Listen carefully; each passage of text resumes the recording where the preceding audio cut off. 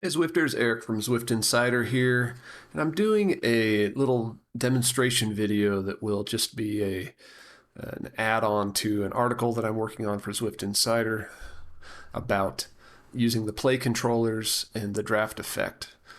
So here I've got two bots riding, isolated in their own event. The front bot's doing 300 watts steady.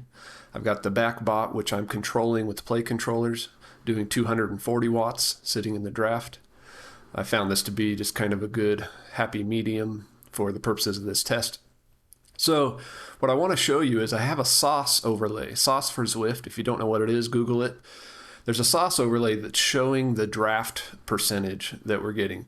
Now, what that draft percentage is actually telling us, nobody really knows. It's a number in Zwift. It's a number in the Zwift data stream, but it doesn't translate directly to watts, it doesn't translate directly to speed. We're not sure what it means. But what's useful about it is you can see the amount of draft you're getting changing. So you can see down at the bottom left there, that kind of speedometer looking readout. That's how much draft I'm receiving. So you can see when I'm right on the tail of this front rider, I'm topping out at what, 125, 124 for that gauge.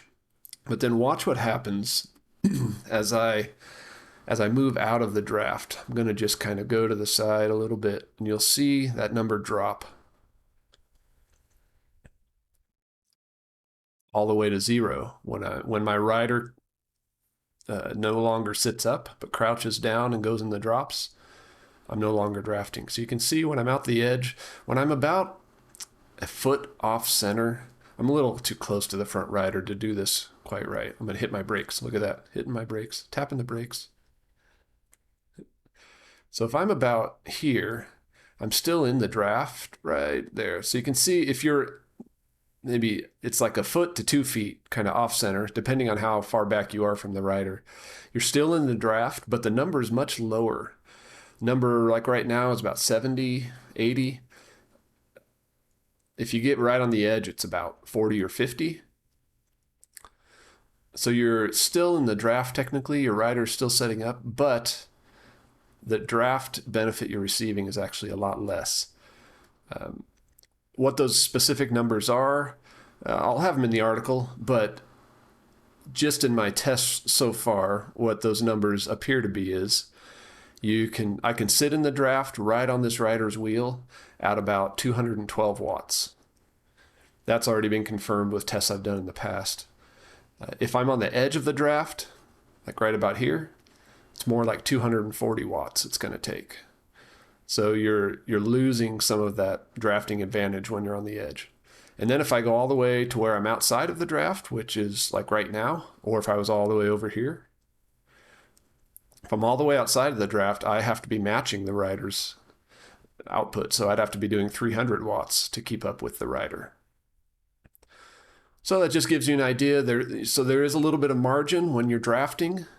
You don't have to be right on their wheel to get draft benefit, but you do get more draft benefit when you are right behind them, just like outdoors, assuming there wasn't a crosswind or anything like that. It works exactly like outdoors. The better you're lined up with the rider ahead of you, sitting in their draft, the more savings you're going to get. So again, you can see as I kind of weave back and forth that draft number.